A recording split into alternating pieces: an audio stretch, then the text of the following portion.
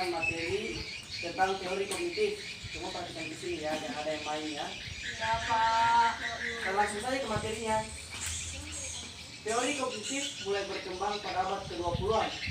Secara sederhana, teori ini menggambarkan bahwa belajar adalah aktivitas internal yang terdiri dari beberapa proses seperti pengalaman, yang kedua mengingat, mengelola informasi, problem solving, analisis, prediksi, dan juga perasaan.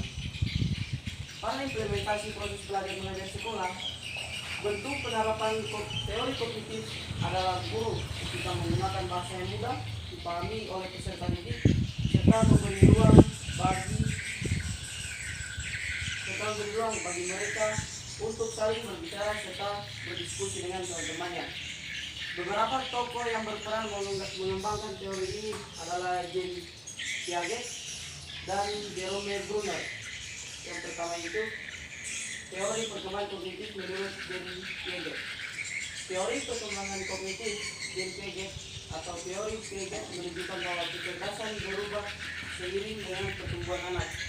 Perkembangan kognitif anak bukan hanya tentang pengetahuan, anak juga harus mengembangkan atau membangun mentalnya. Perlu diketahui bahwa Jean Piaget adalah seorang psikolog yang berasal dari Swiss yang mempelajari anak-anak di awal abad ke-20. Jadi, teori membahas perkembangan intelektual dan kognitif yang diterbitkan pada tahun 1936 dan masih digunakan hingga saat ini. Berikut ada 4 tahapan perkembangan anak menurut Piaget. Yang pertama itu tahapan sensori motor atau pada yang biasa tahapan itu pada umur 18 sampai 24 bulan. Tahap sensori motor merupakan yang pertama dan 4 tahap dalam teori perkembangan kognitif Piaget. Teori ini meluas sejak lahir hingga sekitar 2 tahun dan merupakan teori pertumbuhan kognitif yang cepat. Kalau periode ini baik mengembangkan pemahaman tentang dunia melalui koordinasi pengenalan sensori, melihat, mendengar dengan tindakan motorik, menggapai dan menyentuh. Lanjut, perkembangan utama selama tahap sensori motor adalah pemahaman bahwa ada objek dan peristiwa terjadi di dunia secara alami dan tindakannya sendiri. Misalnya, jika ibu meletakkan mainan di bawah selimut, anak tahu bahwa mainan yang biasa dia mainkan itu telah hilang. Ini dia melihat dan anak itu secara aktif mencarinya. Pada awal tahapan ini, anak berperilaku seolah mainan itu hilang begitu saja, padahal ibunya hanya menaruhnya di bawah selimut. Yang kedua itu tahap praoperasional usia 2-7 tahun. Tahap praoperasional merupakan tahap kedua dalam teori Piaget. Tahap ini dimulai sekitar 2 tahun dan berlangsung hingga kira-kira 7 tahun. Selama periode ini, anak berpikir pada tingkat simbolik tapi belum menggunakan operasi kognitif. Pemikiran anak selama tahap ini adalah sebelum operasi kognitif. Artinya, anak tidak menggunakan logika atau mengubah, menggabungkan atau memisahkan ide atau pikiran. Perkembangan anak terdiri dari membangun pengalaman tentang dunia melalui adaptasi dan bekerja menuju tahap konkret ketika ia bisa menggunakan pemikiran logis. Selama tahap ini, anak secara mental bisa mempresentasikan segala objek atau fungsi semiotik atau tanda dan terlibat dalam permainan simbolik. Yang ketiga, tahap operasional konkret pada usia 7-11 tahun. Tahap operasional konkret merupakan tahap ketiga dalam teori Piaget. Periode berlangsung sekitar usia 7-11 tahun dan ditandai dengan perkembangan pemikiran teori kognitif dan rasional. Piaget menganggap tahap konkret sebagai titik balik utama dalam membangun kognitif anak karena menandai awal pemikiran logis. Pada tahapan ini, anak cukup dewasa untuk menggunakan pemikiran atau pemikiran yang logis, tapi hanya bisa menerapkan logika pada objek fisik.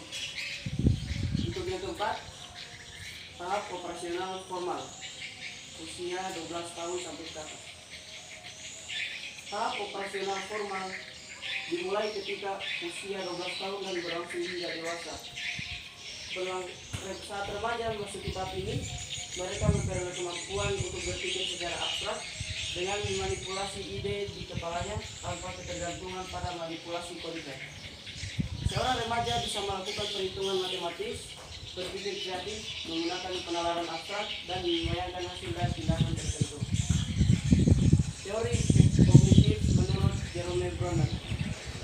Bruner adalah seorang psikolog Amerika dan peneliti senior di sekolah hukum New York University. Bruner banyak memberikan kontribusi signifikan pada psikolog kognitif manusia dan teori banyak kognitif menurut psikolog pendidikan.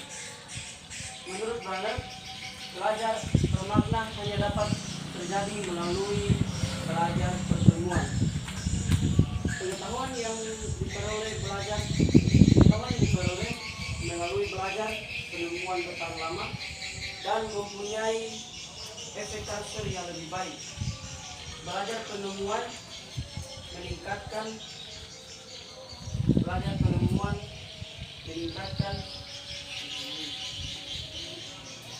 mengerti sampai sini anak-anak?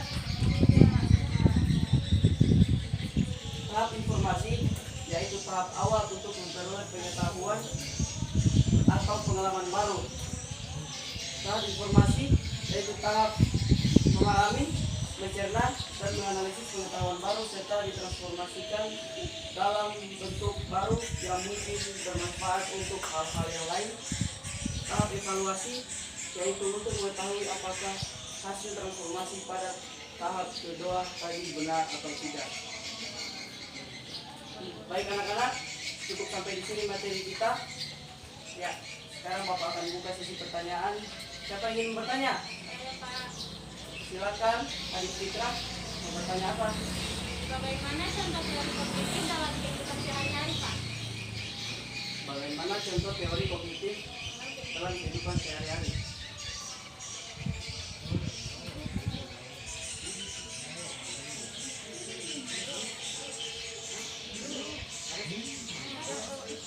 Nanti dipotong biar sana di sini tuh.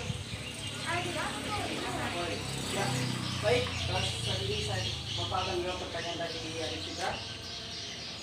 Teori kognitif, bagaimana cara kita melakukan teori kognitif dalam kehidupan sehari-hari?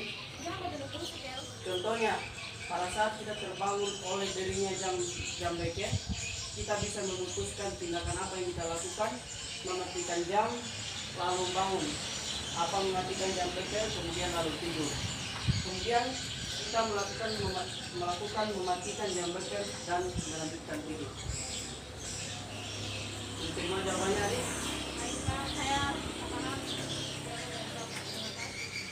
Siapa lagi yang mau bertanya? Apa Adik? Bisa bertanya bagaimana implikasi teori kognitif dalam pembelajaran? Pertanyaannya bagaimana implikasi teori kognitif dalam pembelajaran ya? Baik, Bapak akan menjawab. Implikasi teori kognitif dalam kegiatan pembelajaran. Teori kognitif menekankan pada proses perkembangan peserta didik. Meskipun proses perkembangan peserta didik mengikuti urutan yang sama, namun kecepatan dan pertumbuhan dalam proses perkembangan itu berbeda. Bisa dimengerti deh? Sama deh. Ya, satu pertanyaan lagi. Siapa yang ingin bertanya? Bapak. Silakan. Bagaimana teori kognitif dapat diterapkan dalam pembelajaran? Bagaimana teori kognitif dapat diterapkan dalam pembelajaran? Ya, Bapak menjawab.